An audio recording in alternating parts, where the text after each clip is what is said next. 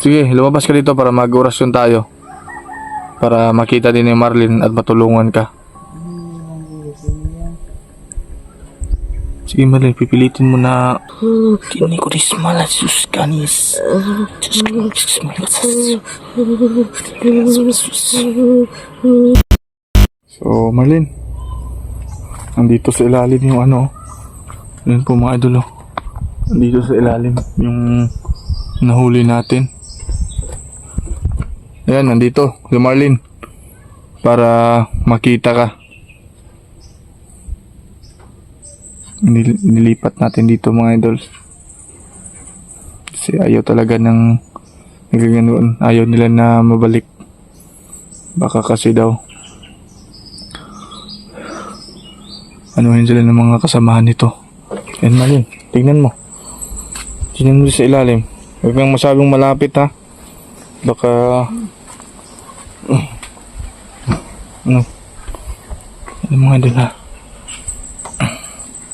Ayan. Oh, tingnan mo si Marlene. Tingnan mo. Ha? Tingnan mo si Marlene. Kagaya mo rin siya na naging aswang dati pero sumuko siya sa akin at naging normal na. Anak Marlene, kilala mo ba yan? Ilaman ko anak ya. Kilala po daw niya mga idol. Totoo ba? Kilala mo ito? Iya kauban ako. Biktima ra po na siya. Hindi po mga idol. Isa po daw biktima ito. Totoo ba Marlene? Kasi sabi niya sa akin, yung langis hindi sinunog ko. Binigay niya. Hindi mga idol. Kilala pa lang ni Marlene ito. So buti ay hindi ko man napatay ito Marlene. Kasi pangalan anak. Ha? Manuel? Manuel ang pangalan niya? O iya, Manuel ang piyang pangalan. Buti ka, hindi kita napatay. Alam mo ba? Buti na ano? Ano bang gusto natin dito Marlene? Tambalan na to ni? Sambali lang na iya para mag-una siya. Tinatawag mo. Totoo nga mga idol oh. Tinawag niya si Marlene.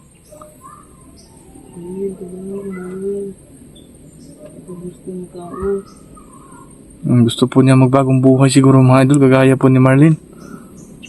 So anong plano natin dito mga idol? Sige dito ka. Lumabas ka dito. Takot po siya sa init mga idol. Kung gusto mo talaga magbago, tulungan mo din yung sarili mo ha. Kasi sabi ni Marlene ay tutulungan ka upang magbagong buhay ka.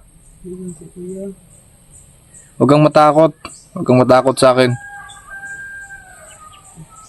Gusto ko lang matulungan ka.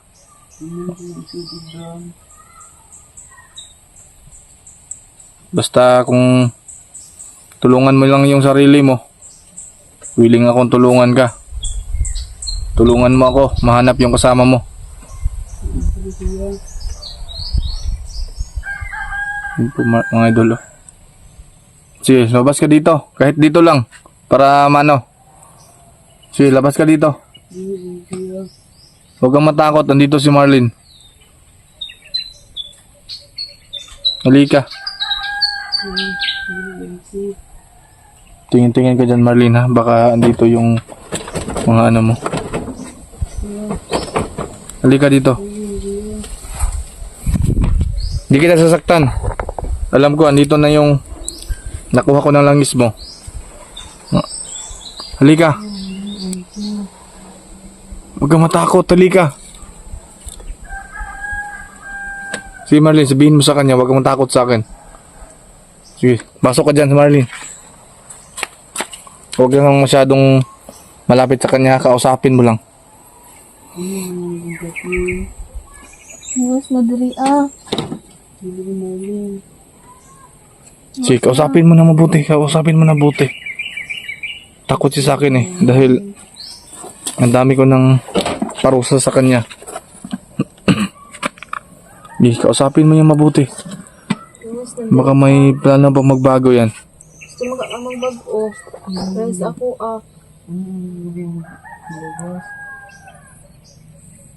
Mamayang gabi na doon sila lalabas mga idol.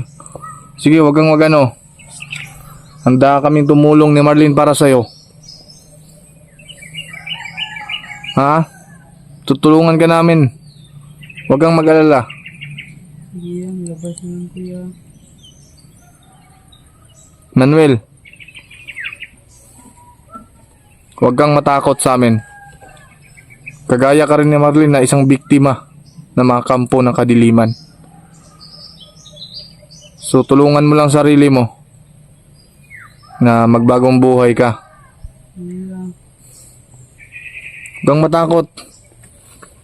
Ang haba na ng buhok niya, Marlene. Silang kung naulian na siya, mabalik siya sa normal, ay papagupitan natin yan para maging normal na tao tingnan.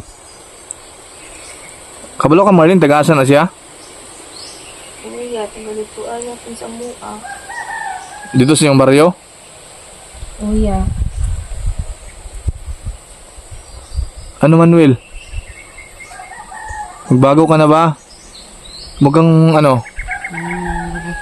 Alam ko, di ka masyadong malakas ngayon. Kasi araw. Sige, lumabas ka dito para mag-orasyon tayo. Para makita din ni Marlene at matulungan ka. Sige, Marlene, pipilitin mo na malabas siya dito. Hindi na labas. Kasi natatakot yan sa akin eh. Ay, labas na si Marlene. Labas na siguro siya. Halika, huwag kang matakot ha. Huwag kang matakot sa akin. Mag-uuras lang ako sa iyo.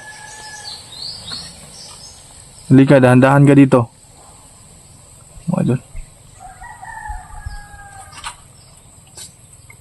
Okay, huwag kang matakot. Huwag kang matakot.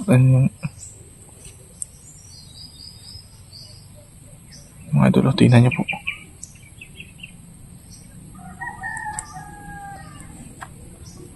Pwede, dito ka lang para maano kita.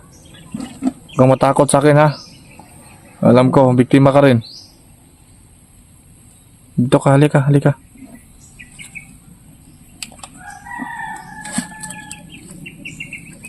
Yan po siya mga idol. Dugay na yung kakauman mo, Marlene. Dugay na ya. Napaka ano na dati, yung paghuli ko dito. At alam mo ba, Marlene, ay may na-encounter ako kasamahan nito. Umakyat pa dun sa puno ng mangga, oh. Iyog hadlok na ko, ha. Pangako mo lang, tulungan mo sarili mo.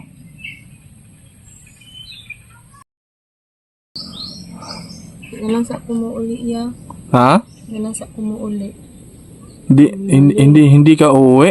Bakit? Hindi lang dito bro. Ibangan ako na siya ya. Tulungan mo ito? Oo ya. Ito ba yung sinabi mo, Marlene? Ha?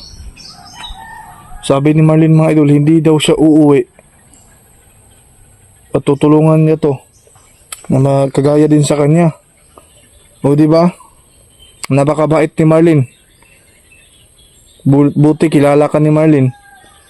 Tingnan mo si Marlene, nabalik na sa tao.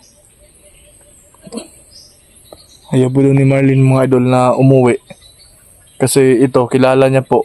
At gusto na rin niya na magbago ito si Manuel. Ano, Manuel? Tulungan ka ni Marlene.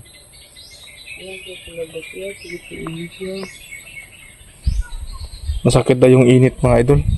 Sisilawan siya sa init. Eh, kahit dito ka lang. Halika. Kahit dito ka lang. Mag-oras na ako sa'yo, ha?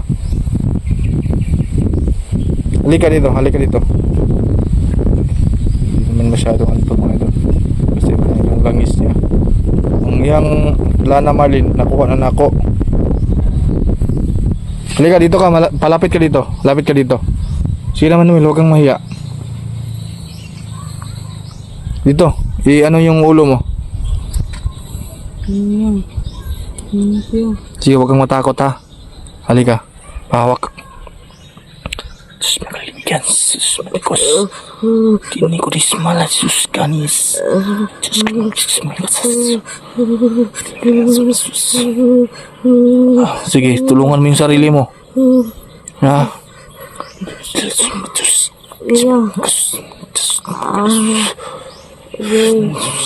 Gasgas.